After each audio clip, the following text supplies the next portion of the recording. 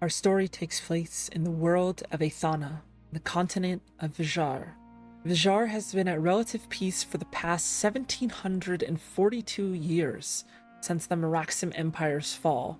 That is, until 4 years ago, when the Underdark nation of Lithron invaded and conquered Ansaria.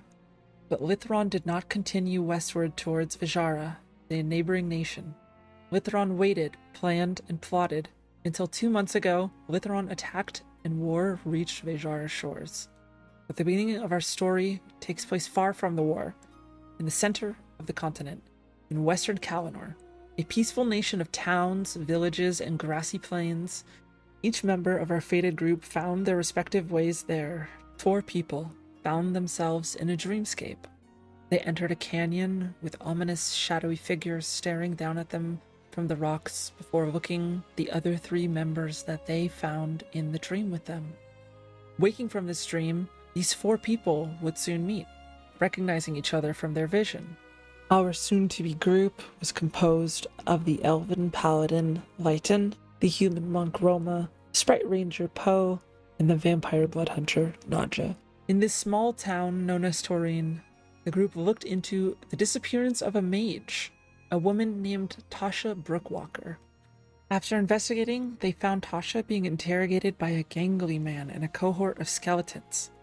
The group managed to dispatch them, rescuing Tasha and recovering an amulet that the group would later learn was an amulet of souls. Tasha didn't know much about this amulet other than its name and referred the party to a fellow mage in a nearby city, the city of Lakeside, a mage by the name of Maria Tanglefoot. They found an elderly halfling woman named Brickback Tinderhand, who would take them upriver to Lakeside to meet this mage.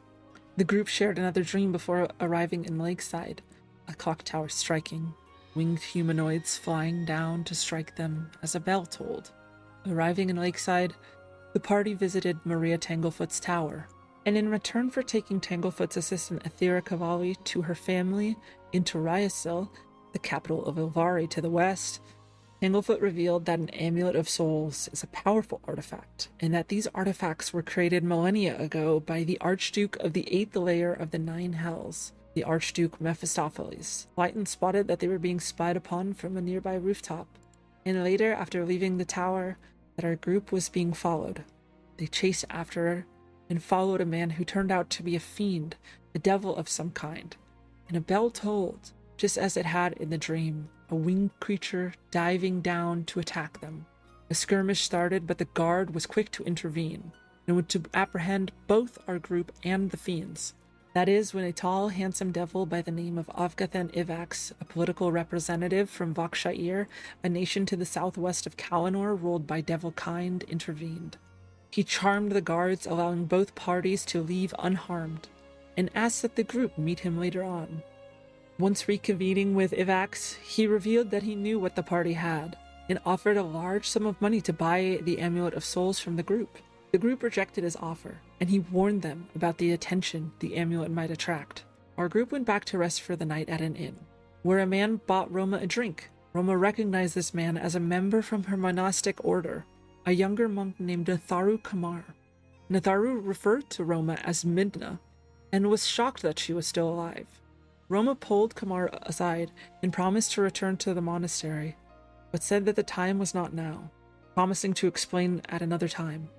On the group's return to Tanglefoot Tower the following day, guards surrounded the place, and they learned that Maria Tanglefoot had been assassinated. Learning that pages and books of hers had been stolen, such as on the Upper Planes, Astral Sea, and Limbo, even pages of her research had been stolen, research intended for the Lord of Solace.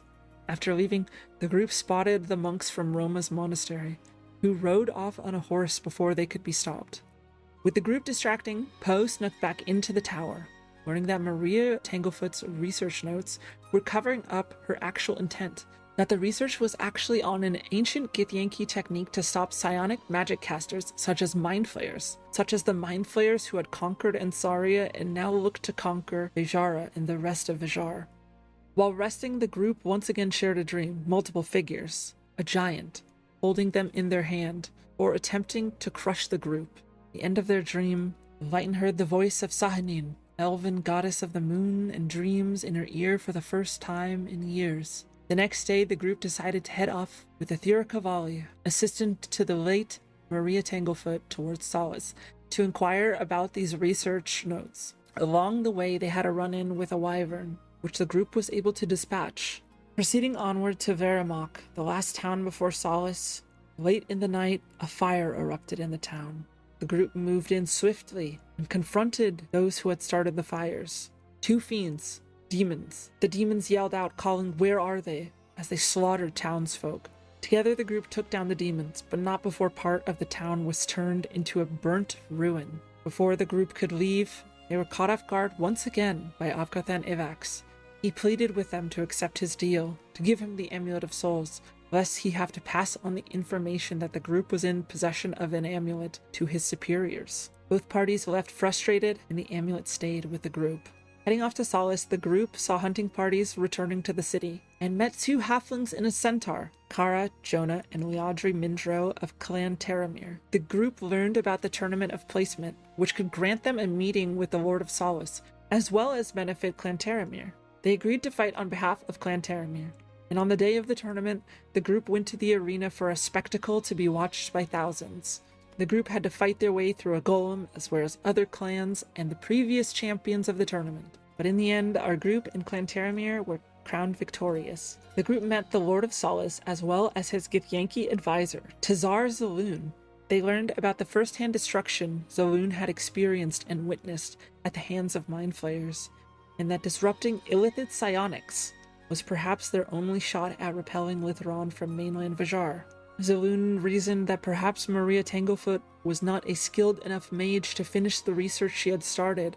Additionally, she claimed that the Githyanki should have come down upon Lithron in force years ago, that the descendants of Gith were sworn to crush Mindflayer wherever they rose to power, that perhaps something was wrong with the Astral Sea. Zaloon passed rumors on of a Githyanki outpost in the southern borderlands near northeastern Vakshair and northwestern Vejara. Additionally, they mentioned that an agent of theirs, a halfling named Chimera Lee, who was in charge of getting them tadpoles to fuel Tanglefoot's research, was on her way back to Lithron in an attempt to retrieve more tadpoles, but they had not heard back from her in some time. Receiving their gold, the group parted ways with Zaloon and the Lord of Solace.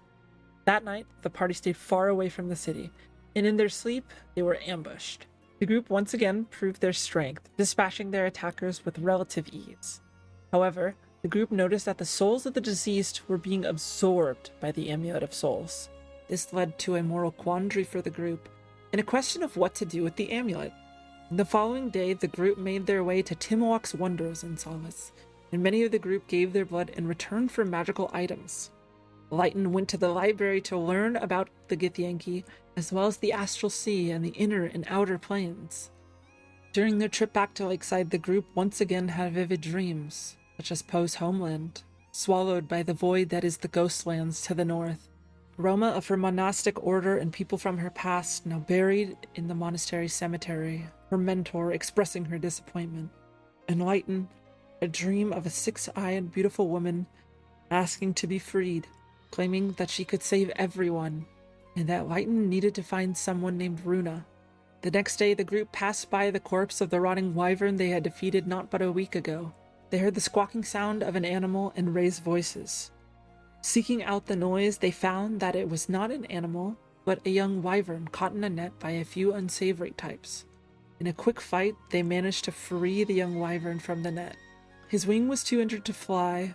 Not sure what to do, the group decided to head off, freeing the wyvern, letting it choose its own fate. The young wyvern chose to follow. The group decided to take in and name the wyvern Mario Raphael. Arriving back in Lakeside, our group met back up with Brickback Tinderhand, who agreed to take the group and the small wyvern across Lake Valduan for their journey towards Ilvari to the west, to bring Aethera Cavalli home. The following day they set off, and after crossing Lake Valduan, they parted ways with Tinderhand. They chose to cut through the dangerous borderlands instead of going the long way along the road west to Ilvari. Not long after, the group heard a voice in their heads, a masculine voice, reaching out for their help, pulling them westward. Herald of the stars, harbinger of the moon, and enforcer of Arendine's will.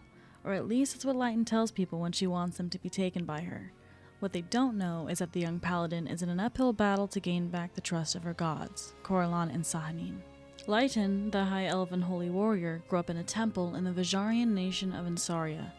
It is no secret that the girl grew up pampered and adorned. When you are one of the chosen, and of not only one god, but two, life is sweet. Eventually, she left her monastery to traverse across the continent for something of a pilgrimage of her gods. During this journey, things went terribly wrong, within her mission and without.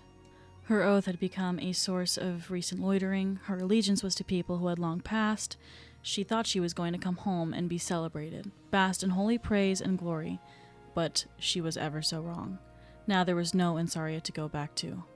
The years began to take their toll on her mind and soul. Being a very different version of herself than the Lighton that left the temple, the young acolyte must now work to regain the trust of her gods and avenge her people, as they would expect from the Arendine's chosen that they knew and loved so well. Poe Elamir is a pale green sprite who hovers at approximately 3.5 feet tall. Poe sports weathered brown leather armor layered with cloth bindings at his arms and legs, along with an elegant, although mismatched, gold-accented purple cloak. Now at 31 years old, Poe originally comes from a cheery family of sprites who live in Karo village within Kali Forest. A fulfilling childhood of traversing pristine forests and bow hunting with his two older siblings would contribute to Poe later deciding to explore the vast world around his small treetop village. And he would do so equipped only with his longbow, naivety, and joyous disposition. Roama Elisanet is a 31-year-old human monk who follows the way of the shadow. She is tan with deep ruby-toned eyes and pastel blue hair that she wears in 5 buns.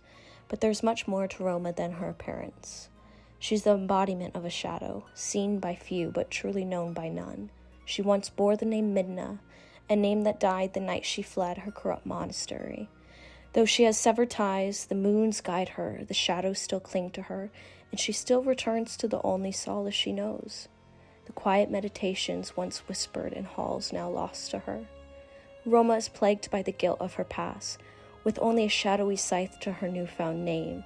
Yet, through strange visions, Roama has now made unlikely friends, and she follows a thread through the dark, uncertain if it will lead to her salvation or demise.